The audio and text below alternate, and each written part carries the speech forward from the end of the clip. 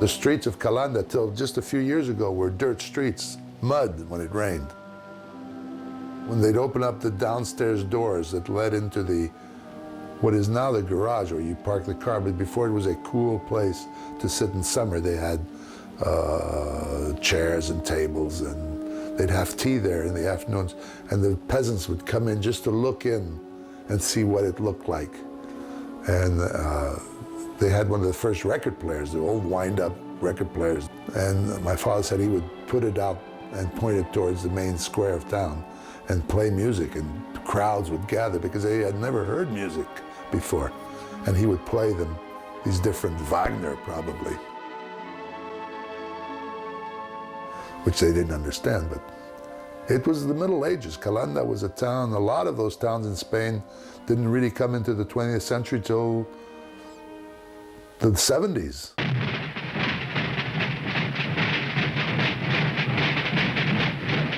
At Holy Week, Friday to Saturday, 24 hours, all the people of the town play drums. You have about 2,000 drums going day and night with different rhythms. It's supposedly a religious ceremony, but in reality, this is a town of peasants, and this is the only time of the year where they really get to bring out everything, all the frustrations, all the boredom of the year, and so they play the drums till their hands bleed. These drums become quite obsessive. If you have the chance to be there and you spend 24 hours there from then on to the rest of your life, you always have those drums with you, and when you do nothing, you bring out the rhythms. And in many of his films, he put the drums of Calanda, the rhythms, into his films. Nazarene, L'Âge d'Or, several others.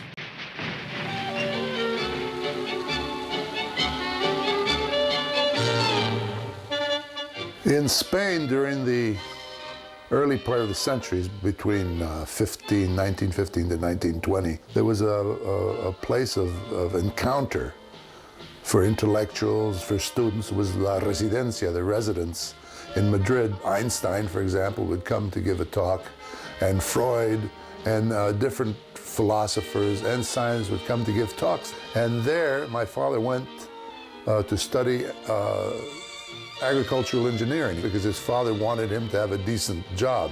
In reality, he was more interested in literature and poetry. But anyway, he studied insects.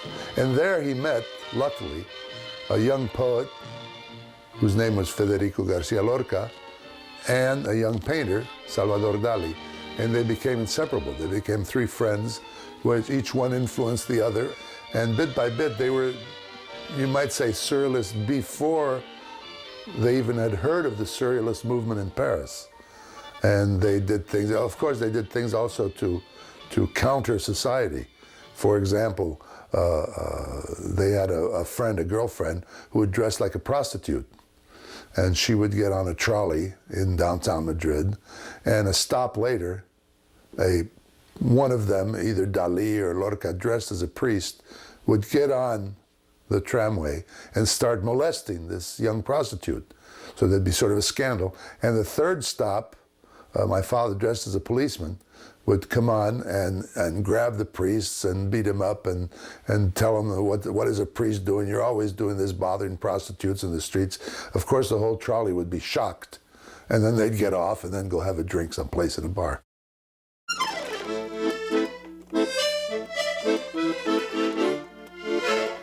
And my father hadn't met cinema yet, hadn't met the art of cinema yet. So he had a cine club where they'd see films and write critics of the films.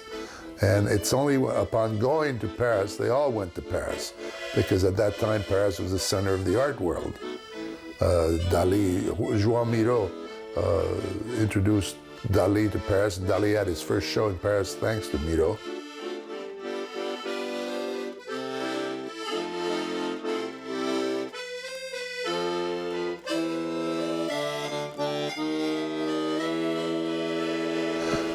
And then my father came up here, and they did plays. He became second assistant and assistant director on films to learn the technique, and finally decided after several years, around 27, to do his own film, where his mother paid for it.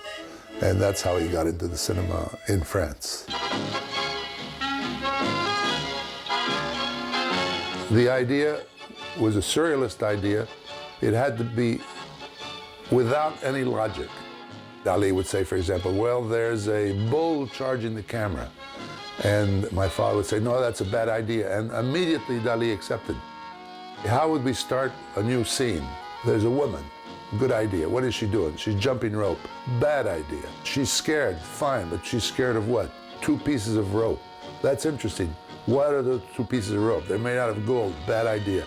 There's a man pulling them. Good. And what's he pulling? An electric train. Bad idea. A piano. Wonderful idea. And what's on the piano? A jump rope. No. 2 dead donkeys. Great idea. And so on and so forth. Later, the interpretations were very funny because people interpret, for example, the woman is scared of a man. Why? Because the man wants to come to dominate her or love her, and she refuses that. But something stops the man. And what is it? Well, he's pulling a piano. It's his art is stopping him from going towards the object of his love, a woman. And on the piano are 2 dead donkeys, which symbolize death, which is also something that stops him. Hanging on also the ropes are 2 priests. And that's religion who stops him from really getting to, and so on and so forth. And these were the symbolic interpretations, which are completely false, because the idea was not to have any symbolic interpretation possible. It was like a dream, totally irrational, and that it was within the surrealist line.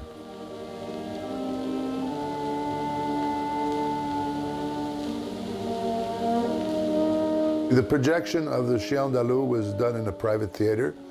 The tout Paris, the all Paris, Picasso, Cocteau, everybody, all the artists of Paris came to the projection. And this was a silent film, so behind the screen, my father had set up a phonograph player, the old wind-up kind, and had a series of records, which he changed manually to give music to the film. And just in case, if the public would, if there would be a wild reaction or a nasty reaction, he had filled his pockets with stones. So then he would have gone out and stoned the public. But there was a lot of applause, so then he discreetly threw the stones in a potted plant. Then there was a projection of L'Âge d'Or, and that was different. It was done at the Studio 28 in Montmartre. And there the reaction was that the extreme right, the Camelot du Roi, came, and the theater had been decorated with paintings of Miro, of Dali, and the Camelot du Roi came in and stoned the theater, threw ink on the big screen, ripped all these paintings up, because the chief of police thought that the film deranged society. It was a cause for starting riots. So he prohibited the film. The prohibition wasn't taken off till 1980. So as you can see, France is a free country. They bought this freshly slaughtered head of a calf. They made it up a little bit, and then they cut it on screen. My father almost fainted when he did it because it was so horrible. Why does this shot still startle people and still shock people? Because it is a very shocking scene, and one figures that they're doing it to them, to the observer. When you see that straight razor coming in and slicing across the eyeball, and the interior of the eye spilling out, this shocks everybody, and it always will be. Charlie Chaplin's daughter told me that Chaplin liked very much the Chien d'Alleux and had a copy of it, and he had his own private projection room, and the projectionist was a Chinaman who worked for him. And every now and then he'd pass the film, and each time that scene came up, you'd hear a loud bump in the projection room, and the Chinaman would have fainted. So they'd have to go and wake him up. And talking about Chaplin, my father was in Hollywood. This was in the 30s. And he met Chaplin once, and Chaplin said, well, come, we're having a bunch of the boys from Europe over for dinner, for Christmas dinner. And so there'll be a big Christmas tree, and the only condition is that you bring a present. And you leave it under the tree, and at midnight, we all go and pick a different package, and there are presents for everybody. And so my father thought this was very bourgeois and very stupid and infant-like. So with a friend, he went with another Spanish friend, and they took their presents. And the thing was, they were sitting at dinner by the huge Christmas tree. And my father said, when I pull my handkerchief out and wave it, we both get up and we tear the tree down and stomp on all the Christmas presents. So halfway through the meal, he pulled out his handkerchief. They went to the tree, ripped it down, stomped the packages. Chaplain threw them out of the house. I think they'd drunk quite a bit. And so then a week later, my father met Chaplain again. And Chaplain said, well, come on, I'm having a dinner tonight. Don't worry, just come to dinner. So, okay, no bad feelings. And they went to the house, and as they walked in the room, there was a huge Christmas tree, and Chaplain said, Luis, would you please knock the tree down and stomp it to pieces, then we can have a tranquil dinner afterwards. So they laughed, and they had a nice meal with lots of gin.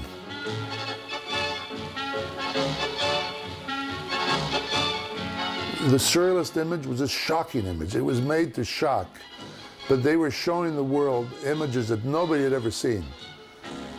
And they completely broke with the ancient established art, which was fantastic also, but they did something that nobody had seen before, shocking. And it came to a point where we are totally influenced by the surrealist image now. Most publicity, if you analyze it, comes from the surrealist image. A piano on a beach, somebody playing a piano on a beach, or a person walking on the sand and the footsteps don't appear. The surrealist image has taken over because of its shock value, and that's what the publicity wants now. Yeah, I think as Breton told my father, Luis, nowadays we can't shock people anymore. That was his big tragedy. I think you can, it depends what theme you use. For example, torturing a little bunny rabbit, I'm sure would shock a lot of people. You see children dying all over the place, that doesn't seem to do anything. But if you show, I'm sure, a little bunny rabbit being tortured, or a little dog having his head crushed, I'm sure there would be a lot of reaction to that.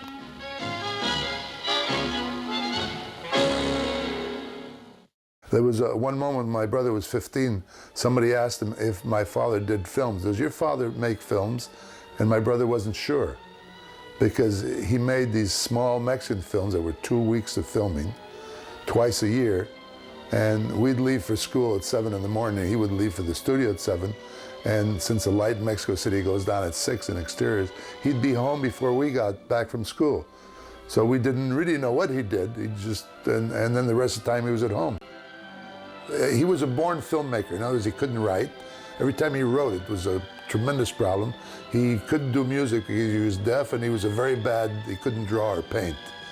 So his art was cinema. Now what happens if this man had been born in 1812 with no cinema? He would have been maybe a butcher or maybe a bookseller, because writing he couldn't do, painting he couldn't do. So maybe there are people being born today in an art form that's going to be invented 3 or 4 centuries from now, who are completely frustrated, will never be able to do their art, because that art form, like cinema, has not been invented yet. Cinema was not invented in 1830, it came much later. At the end, he had meetings. Sometimes Dominicans would come over to the house because they were all fascinated by him, sort of like birds being fascinated by a rattlesnake.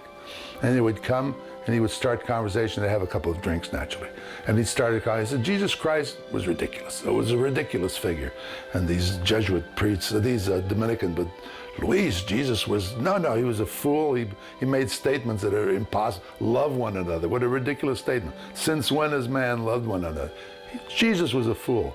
But then the Virgin Mary, she was magnificent. And he would go on this tirade about how wonderful the Virgin Mary was. And at the end of the meeting, these young priests would leave the house sort of shaking, not knowing really what to believe or what to think. And he was just having a good time with them. One of my father's favorite stories was that he was on his deathbed and he'd invite all his friends over to say goodbye. But making sure that all his friends were there, he would have a priest come. And the priest would come in and my father would call him and say, Father, I know I have sinned and I want forgiveness and I want to be baptized into this Catholic church.